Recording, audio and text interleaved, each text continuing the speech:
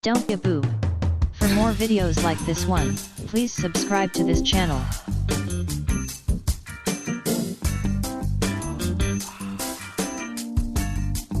West of Minot. Not bad. This morning, Steph, it looks like, as a matter of fact, we picked up 2.3 inches at the National Weather Service office in Marquette, and they are jumping for joy, but still way below average, right? Yeah, they are. Sorry, Jim, What are you doing over there? She needs a roller. I need a ruler, not a roller. A ruler? Wait, what?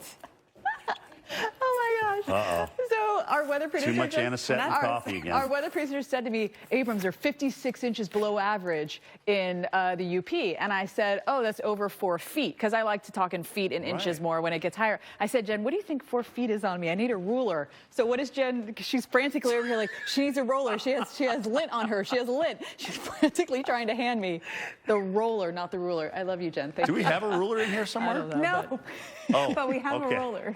We do have a roller. Well, if you have lint on you. I digress. Thank Back goodness. to the maps here. Stuff is starting to end in Minneapolis. That stuff that I'm talking about is snow. Stuff now. It's just this stuff here. This is what actually brought that whole conversation here, was the UP of Michigan. And you see 2.3 inches here into Marquette, 4 inches here down towards Mullet Lake, but we are over 50 inches below average, which is over 4 feet below average. I don't know. I was trying to think, like, 4 feet's got to be up to, you know, this area on my body. Anyhow, I'm 5'7.5". Here is that low pressure that's going to go on through, makes its way into the northeast, the trailing boundary with it. That was just classic, Jen. That was absolutely classic. Pittsburgh, at least a trace of snow recorded.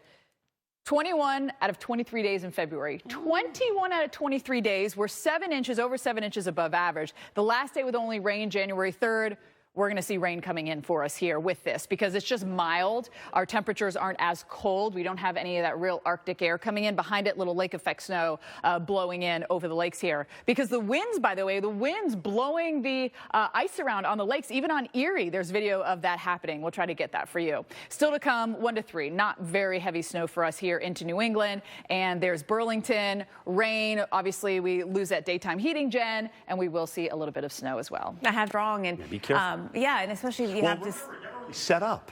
No. So all of a sudden we had a spike in the ice, so it's not that thick. No, exactly. That's what's so scary about it. It's not thick, so stay off the ice. Let's talk travel, though, because it is a bit warmer. It's rain. Pittsburgh, this is the first time we've had just plain old rain since early January. So rain on the roads. Oh, it's going to be so sloppy out there, right? Because we have 6 inches of snow on the ground. So you've got that's going to melt and get slushy because of the rain. You've got all the salt and everything on the roads. It's going to be splashing up in your windshield. Make sure you have some extra wiper fluid here, maybe in the back of your car, just in case you run out if you're in it for the long haul on a trip. We've got rain coming in this afternoon after lunchtime. This is about 2, 3 o'clock. Here comes the showers. Punxsutawney, we get showers here as well. Down into West Virginia, Morgantown. If you're traveling, whether it's 79 or 81, you're all going to have just rain as we watch the system swing on through. Now, when it comes to air travel, the big spot to watch for delays is going to be Denver. We think there could be weather-related delays when snow kicks in later on today. Minneapolis, Cleveland, maybe a few minor delays. Seattle as well, but otherwise looking pretty good weather-wise. The rain that we'll see in Pittsburgh shouldn't cause a big deal for travelers here. All right, lots of clouds, though, Steph. That they are. And do you have your head in the clouds? Well, welcome back to Earth, because upcycling is a great way to turn trash into treasure. And today, I'm going to get creative and show you how to make clouds for your home. Hi, I'm Stephanie Abrams. I'm going to show you how to upcycle just a few items from around your home into a really cool craft project. All you need is some stuffing that you would use for a pillow or a stuffed animal, a mason jar, some scissors, LED lights, a glue gun, some sort of twine, and some tape. So the first thing we're going to do is take our LED lights, and we got LED lights because we don't want them to emit heat. We don't want any fire dangers with this. And we shove all the lights into the jar. Now we're going to tape the battery pack to the outside of the mason jar. In order to get the twine I'm using to stick to my jar, I'm going to put some tape on the end of it to give it a bigger surface area, and then I'm going to hot glue it to the jar. And now this is where the whole thing comes to life.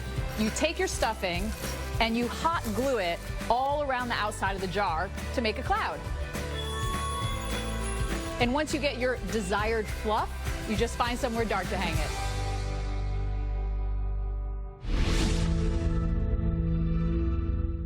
and the desired fluff can work well on a wall or hanging from a ceiling. And in fact, Jim, I still have mine just hanging on the back of a door, just on a handle, and I take it out sometimes and just turn the lights off. You know, it came out really well. It really did. You did a great job. And I'm not that calling you crafty. Susie. Susie? Susie Homemaker. All right, you crushed it. All right, so let's talk about some real fluff that may come down from the sky here. Exactly. With the jet stream pattern that we have, it's going to go from west to east and through here. We've brought several systems already across the Great Lakes in New England. Yeah. We have yet another heading into the weekend. But they're not super big, right? They're not ones that are going to blow your mind. Right. They're not going to wipe out our deficits in places like Buffalo and Syracuse.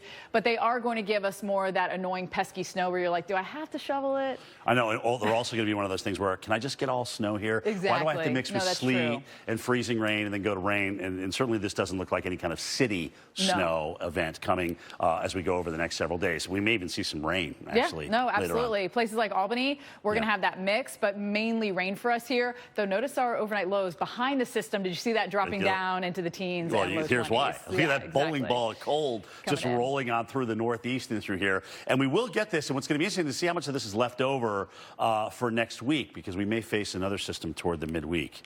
Which all right, but let's get through this weekend first, Jim, because it's only Tuesday after all, right? Right. But we are going to see we're in an active pattern. Overall, the takeaway from this is we have multiple little systems. None of them are huge, and none of them are well organized. But they're enough to bring clouds, rain, or snow, depending on your temp profile. Do you see those temperatures on Monday and Tuesday morning, Steph? That behind it, it just plummets. Just absolutely plummets. Yeah. So it's pretty hard. It's easier in Maine, certainly this time of the year, to get big snowstorms when everybody else starts to warm up or transition. But we have another system coming in as we work our way in toward Monday. You can't let your guard down, though, in March. Cannot. Because we have how many nice little March superstorms have we had, Jen, over the years? Oh, yeah, the biggest, right? Yes. The superstorm. 93. Yes, exactly. All right, so March, don't write that off for snow.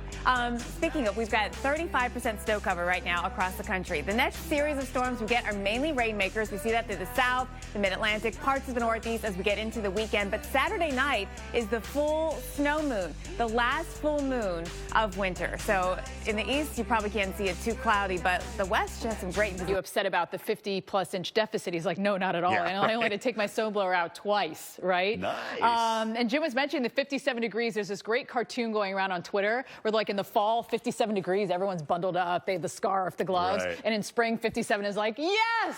Shorts and flip-flops. Exactly. True. Exactly. So, that's why Jim was like, I'm happy with this 57. Yes, because of what we just went through. Life is all about perspective, and facts are facts. So let's have a look at the snow that is coming down. And what we want to do is focus in right here. There's a little bridge. This is the UP of Michigan, and then this is Lower Michigan, and there's a bridge right there, and we can actually take you down into that bridge and show you what it looks like.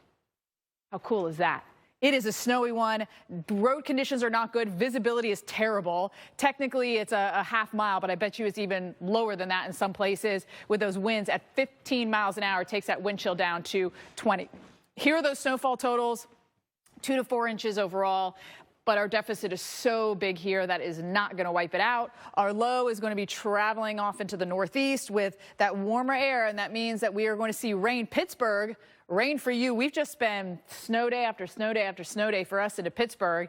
At least a trace of snow, 21 out of 23 days. Cantori, I don't know if you're listening. You were asking me about Pittsburgh. This was that I was saying, we have it on a graphic somewhere. Right, that's what I'm saying. So 57 is like... That's their 70, right? Yeah, exactly. This is their 70. But 21 out of 23 days we had snow. Last day with only rain. January 3rd, we're finally going to see rain for us because it is going to be much more mild. And that low is going to move on through. Maybe a little lake effect coming off Erie, Ontario for us here because, Jen, they are not frozen over solid. No, that's right. They're still open.